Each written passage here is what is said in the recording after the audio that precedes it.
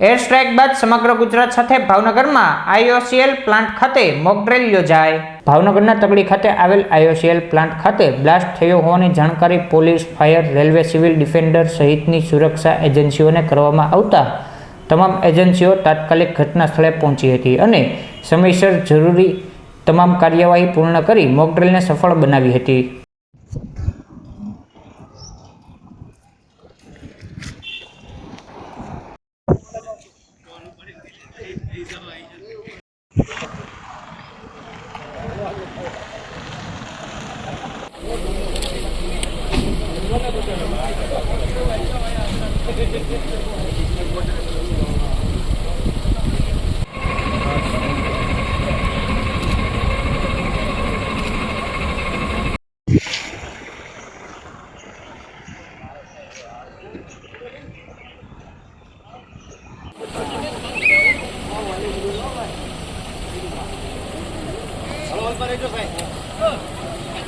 पाछी आवा दो, हम जाओ दिन पाछी आवा दो।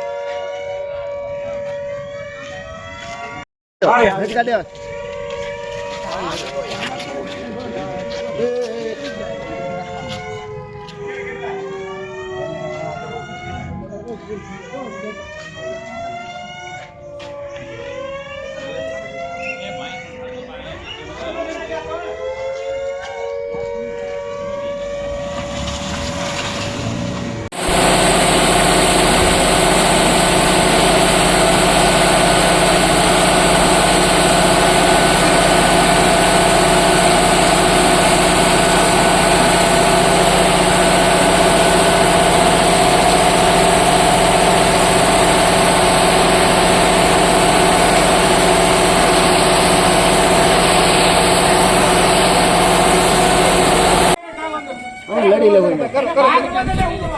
बात तो हमने करवा दो काट पेट्रोल बड़ी नहीं हमें गैस बड़ी हां हमें दाड़ी आएगा भाई बेन हां चालू છે ના ભાઈ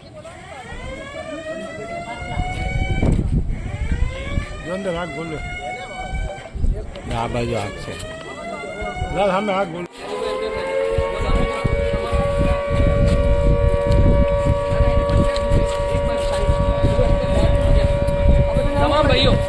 भाई तमाम भाइयों क्या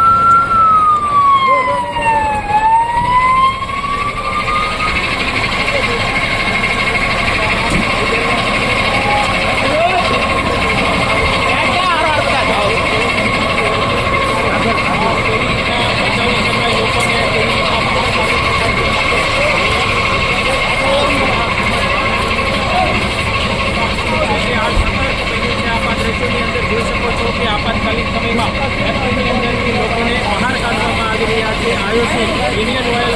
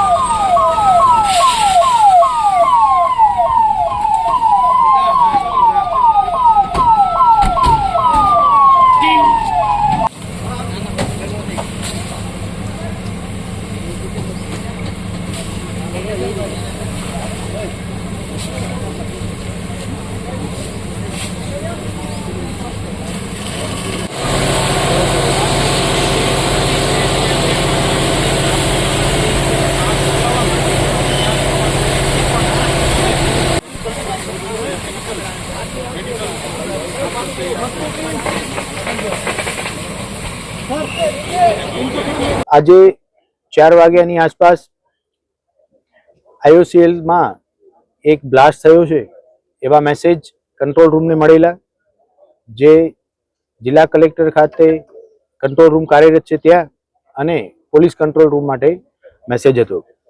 ત્યારબાદ સંલગ્ન તમામ એજન્સીઓને આ મેસેજ પાસ થતા અમદાવાદ મ્યુનિસિપલ કોર્પોરેશનનો ફાયર ડિપાર્ટમેન્ટ સ્થાનિક જગ્યાએથી પોતાની જે ફાયર ફાઇટિંગની ટીમ છે એ રેલવે, વેસ્ટર્ન રેલવેના જે સિવિલ ડિફેન્સના કર્મચારીઓ છે એ સ્થાનિક એસડીએમ સાહેબ, ડીવાયએસપી સાહેબ અને સ્થાનિક police station, special operation group અને એલસીબીના પોલીસ અધિકારી કર્મચારીઓ અત્રે પહોંચેલા હતા. જાણકારી મેળવતા 4 વાગ્યાની આજુબાજુ કોઈક મિસાઇલ અથવા બોમ્બથી અહીંયા એક બ્લાસ્ટ કરવામાં આવેલો હતો. કામ કરતા જે અહીંયા કર્મચારીઓ હતા એમાંથી 23 જેટલા કર્મચારીઓને નાની મોટી ઈજા થયેલી હતી. એમાંથી 17 જેટલા કર્મચારીઓને પ્રાથમિક સારવાર આપવામાં આવેલી છે. 4 જેટલા ઇન્જર્ડ કર્મચારીઓને સટી હોસ્પિટલમાં લઈ જવામાં આવેલા છે. કમનસીબે 2 વ્યક્તિઓનું મૃત્યુ નિપજેલ છે. સમગ્ર એરિયાને આઇસોલેટ કરી ફાયર ફાઇટિંગ વડે ફાયરને રોકી દેવામાં આવેલી હતી. જે હાઈલી એક્સપ્લોઝિવ એરિયા છે એની બીડીડીએસની ટીમ મારફતે સર્ચ કરવામાં આવેલી છે, જેથી કરી આ મિસાઇલ્સનો કોઈ લાઈવ પાર્ટ અથવા કોઈ અન્ય વિસ્ફોટક પદાર્થ અંદરના સેન્સિટિવ એરિયામાં જઈ અને ભવિષ્યમાં અથવા તો થોડાક સમય પછી અન્ય દુર્ઘટના ન ઘટે એ માટેની તમામ તકેદારી રાખવામાં આવેલી હતી.